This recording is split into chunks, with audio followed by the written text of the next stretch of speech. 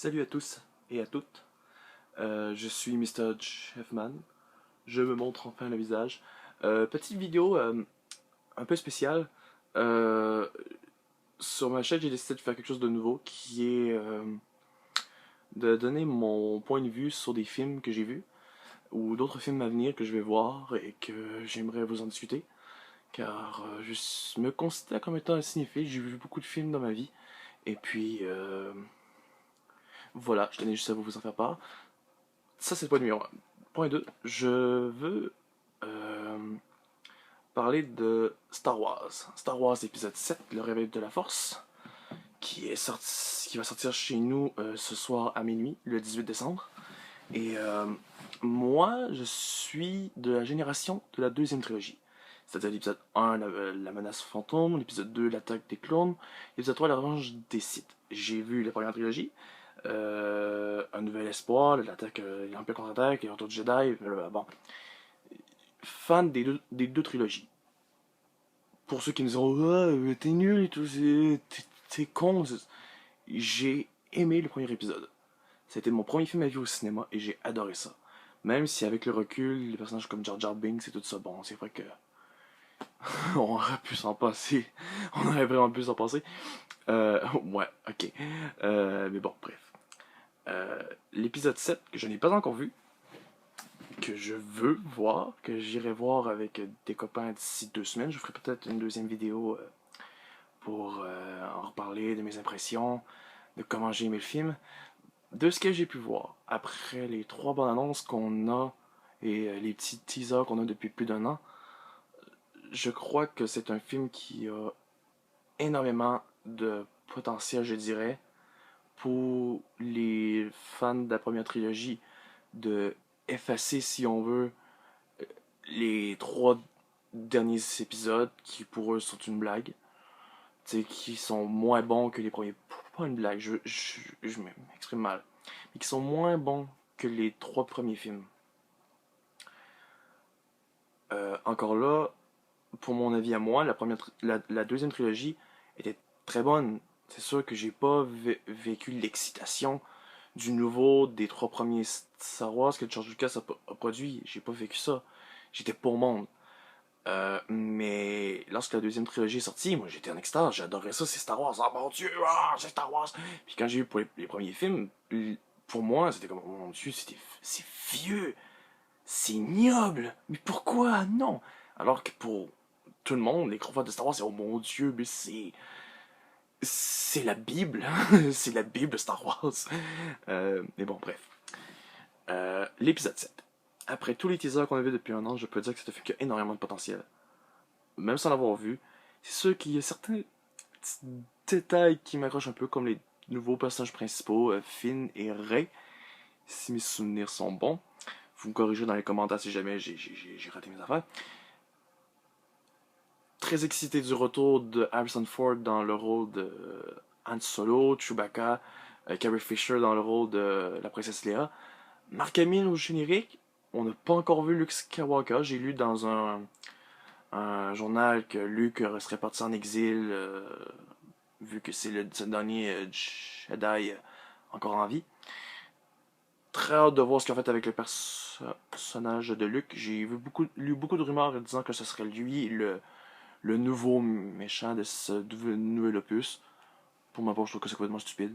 Luke, dans tous les œuvres, que ce soit cinématographiques, jeux vidéo ou films, n'a jamais été un méchant. C'est sûr qu'il y a déjà eu des tendances vers le côté obscur, mais non, c'est impossible que ce soit Luke.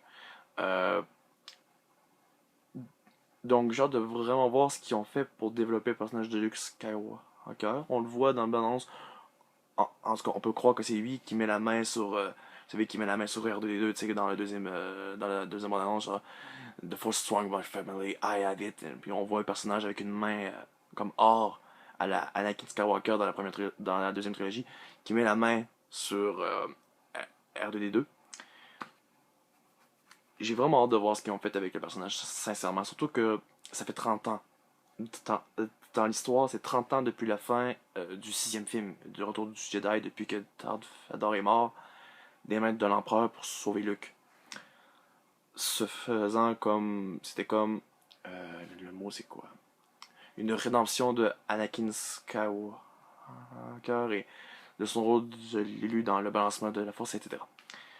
Donc, j'ai vraiment hâte de voir ce qu'on fait avec le personnage de Luke Skywalker, interprété par Mark Hamill. Et surtout, ce que j'ai hâte de voir, c'est le développement du nouveau antagoniste de l'histoire.